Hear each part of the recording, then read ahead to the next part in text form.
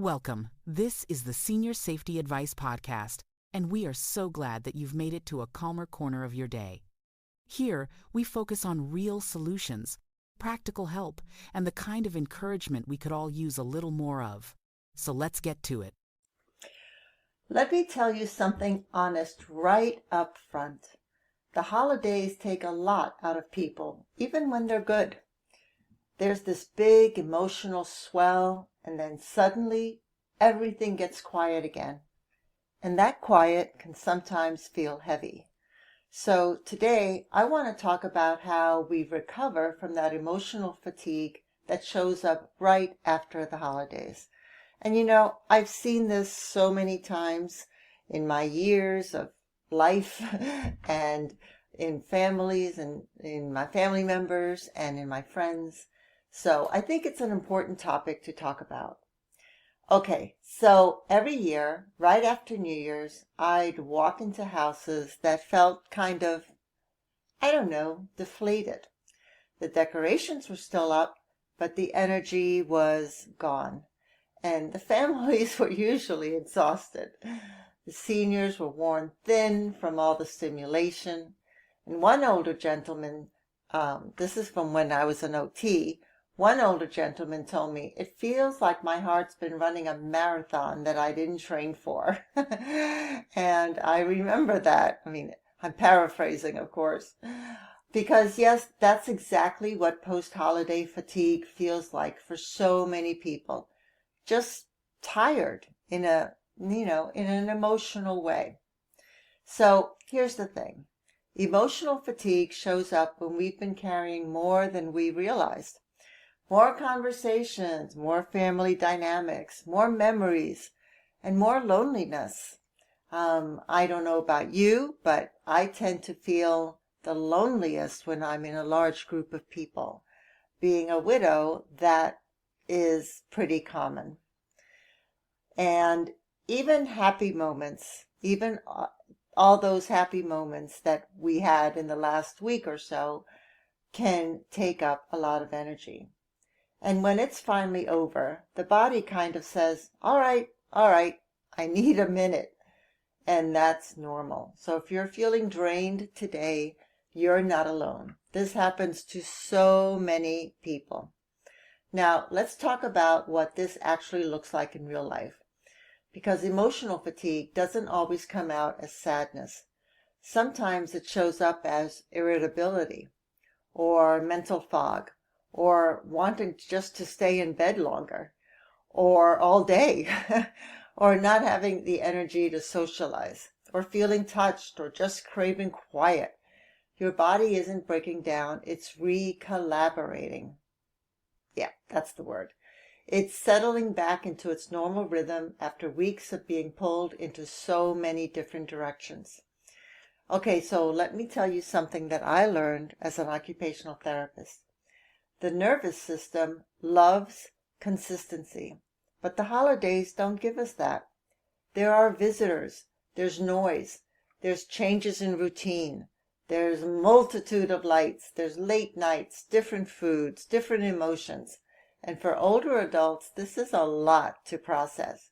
And for caregivers, it's like juggling with one hand tied behind your back. You're trying to keep everyone steady while holding your own feelings together. It's no wonder people feel wiped out when it's over. So what can we do now? Well, how do we recover in a gentle way that feels doable and kind to ourselves? Let me walk you through a few things that truly help. And these are things I've seen work in so many homes.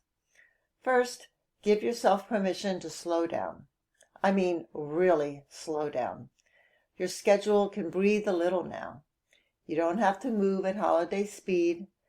Take the pressure off yourself. Let the house be a little messy for a day. Let yourself sip something warm without rushing. And when you slow your pace, your heart catches up, your mind catches up, your emotions tend to settle. Next, bring back familiar routines in small steps. I've seen older adults bounce back so much faster when they reintroduce structure gently. Wake up at your usual time. Eat meals at your regular rhythm. Take a short walk at the same time that you normally would walk. A predictable routine is like a warm blanket for the nervous system. It tells the body you're safe again, and that message really matters. Now, let's talk about sensory rest, because overstimulation is real. If you need a day with soft lighting, calm music, or even total silence, that's okay. Your brain is asking for a reset. Give it that space. Turn off anything that takes your attention before you're ready to give it. Even 10 quiet minutes can make a world of difference. Okay, here's another thing I've seen help over and over. Move your body in a gentle way. I'm not talking about workouts or big goals. I mean simple movement. Stretch your arms up, roll your shoulders, walk to the mailbox. Movement shakes out the emotional residue that gets stuck in the body. It's natural. It's a natural reset button. So let me tell you something important. If you're a caregiver, you may be carrying double fatigue today. You held everyone else together through the holidays. You balanced needs and moods and expectations. You probably didn't even sit down enough to catch your own breath. So please take a moment now. Put one hand on your chest. Feel your breath slow down. Tell yourself, I get to rest now. You deserve that rest. No guilt, no apologies. Just care for yourself in the same compassionate way that you care for everyone else. Now, if you're a senior and you're feeling low energy today, I want you to know this is very common, not just among seniors, amongst everybody.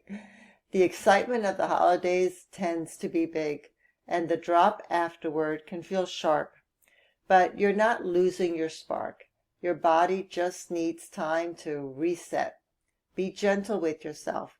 Ease back into the things that you enjoy. Give your mind room to relax. You're doing just fine. All right, let's bring all of this home. Recovering from emotional fatigue is not a race. It's not something you fix in one afternoon. It's a slow return to center, one easy breath at a time. Give yourself grace. Give yourself rest. Give yourself the space to feel whatever it is that you're feeling. Your strength comes back when you stop pushing yourself to bounce back instantly. Let your heart settle.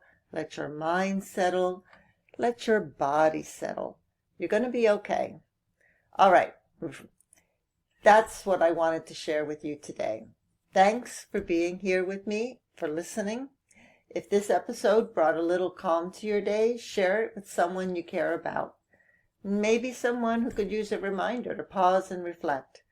You'll find more gentle reflections and resources for seniors and caregivers at seniorsafetyadvice.com. And come back tomorrow for another daily moment of calm, guidance, and encouragement, right here on the Senior Safety Advice Podcast. And hey, if you haven't yet subscribed to our YouTube channel or the podcast yet, go ahead and do that right now. It really helps us reach more people who could use this kind of support and information. Until next time, take care of yourself and the ones that you love. This podcast is part of our mission to help older adults live safely and independently. If you'd like to take the next step, visit aginginplacedirectory.com, where you'll find specialists, helpful resources, and inspiration to make every home your place to thrive.